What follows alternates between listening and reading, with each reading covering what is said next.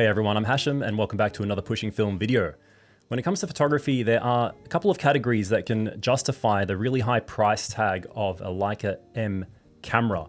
And I often get asked for advice from prospective buyers, people who are interested in getting into the Leica M system. Sometimes they're fairly new photographers and they come from a broad variety of photography pursuits and they practice a broad variety of photography. And it sort of begs the question that within that, who really needs a Leica M camera?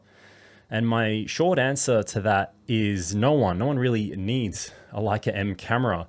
And before you get mad or misunderstand, I can kind of feel the blood boiling from behind the screen. What I'm trying to get at is more that it is really great for a couple of styles of photography, but for the majority of other things, it actually isn't the best option for as a system in general. Especially when it comes to some of the film Leica cameras, because they're getting so much more expensive and out of reach for a lot of photographers. And a lot of this thought process was not only sparked by getting asked for a lot of advice over the last year or so about buying into the Leica M system, but also from watching and listening to one of my favorite YouTube producers, which is Daniel Milner, someone who I always recommend, big fan of, and I think is honestly one of the best YouTube creators to watch right now for useful and practical advice when it comes to photography. And what he reinstated in some of his recent content was that the Leica M system is best for reportage style photography, whether you categorize that, at least for me, I would think about it as things like street photography, anything in a really fast-paced environment that requires quick reactions and those sorts of conditions. So whether that's out on the street or out on the field during travels domestically or overseas or whatever, there are certain styles of reportage that this is arguably the best option for.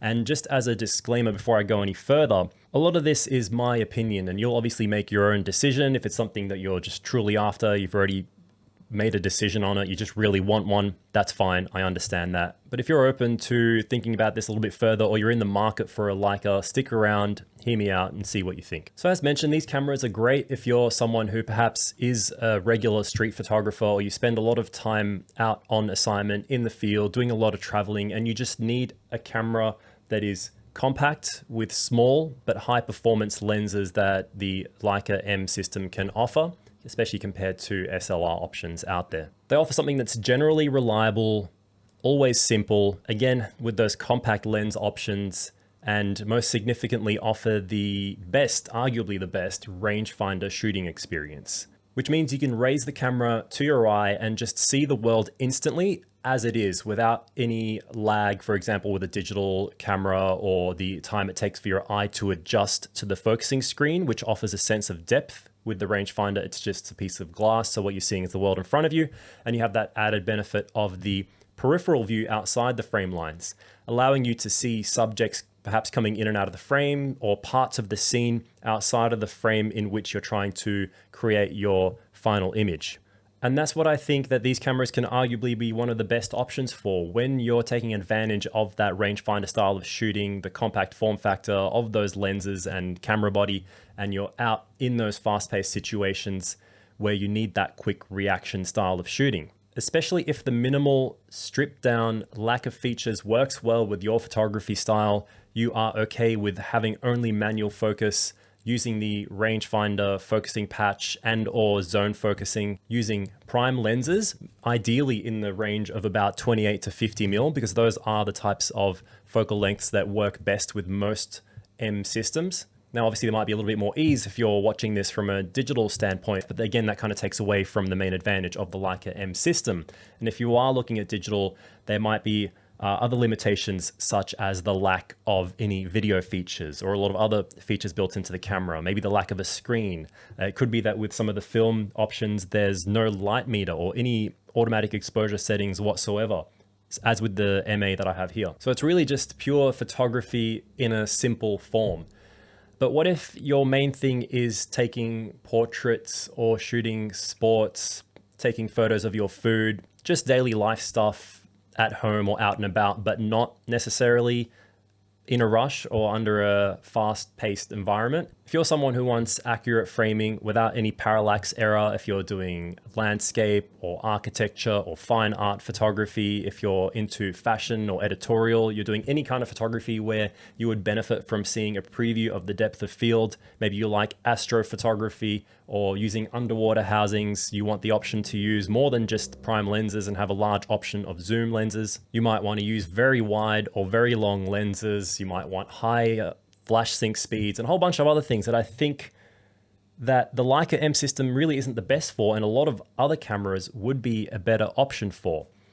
Now, obviously, you can do most of those things with the Leica M if it is the camera that you own, but I feel like the reason that you should get into it should be that at least the primary thing you're getting it for is that reportage style photography that it excels in.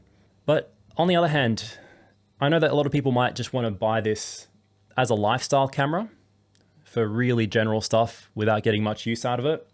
And that's fine. It's sort of like being into any collectible item, for example, or me liking mechanical watches or whatever. I understand that there is an aspect of it being a luxury or vanity item, and that was part of it for me when coming to buying my first M4, but I was also someone who was mainly buying it because I was really getting into street photography. And again, if that's the reason you're getting into it, then that's fine. Obviously, this is just my opinion. And I, again, had a small aspect of that when getting into it, and I recognize that, but I don't kid myself about it. So when it comes to actually using the Leica Ms, I, at least for myself, do a lot of street photography. I've put almost 100 rolls through this camera just in the last year of 2021, despite the large amount of lockdowns that we had. And I also got plenty of use out of the M4 that I had previous to this. When overseas travel was a little bit easier, I used to do a fair bit of that and plan to hopefully do that again soon, where the M system was a really suitable camera with its small compact high performance lenses that allowed me to take more of them than I otherwise would have, to shoot in more situations than I otherwise would have, without some of the limitations that might have popped up with cameras that are more dependent on certain electronics or whatever it could be.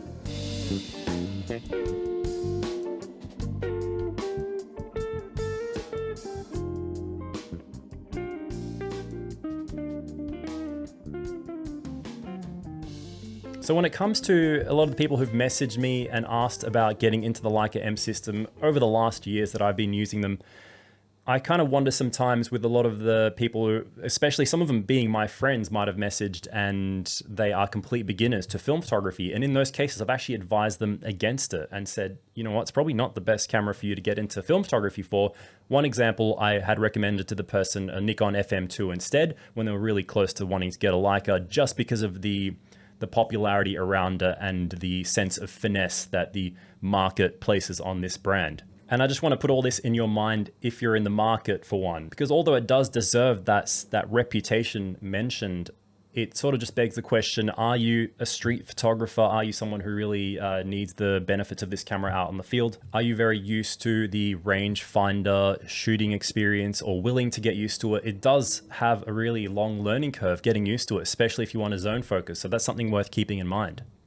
Because personally, outside of those things, I much prefer to use my SLRs, such as the Nikon I have here, or even sometimes the Pentax 645, which is amazing. I love this camera. It's way more suitable for doing things like portraits, photo shoots, landscapes. I would prefer to use this over the M anytime.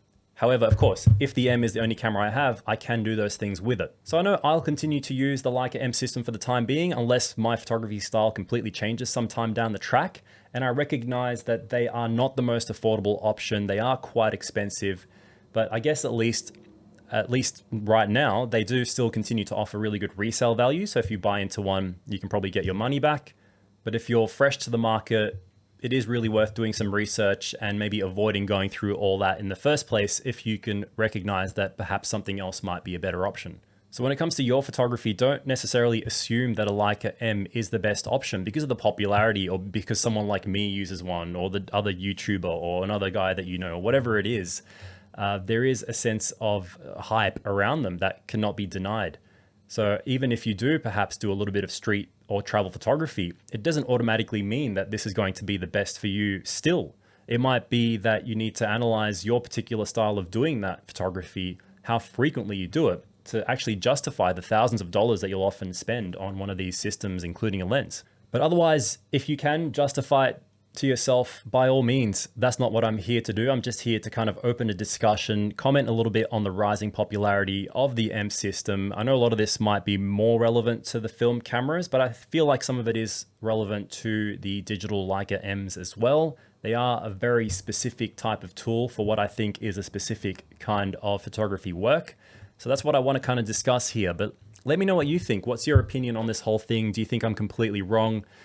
Do you agree with some of what I'm saying? Are you a Leica shooter? Are you someone who's been thinking of getting into one? Because that's what I'm really aiming at, and what kind of motivated this video, because I get a lot of questions from people looking to get into the M system. But practically speaking, it might not be the camera you need.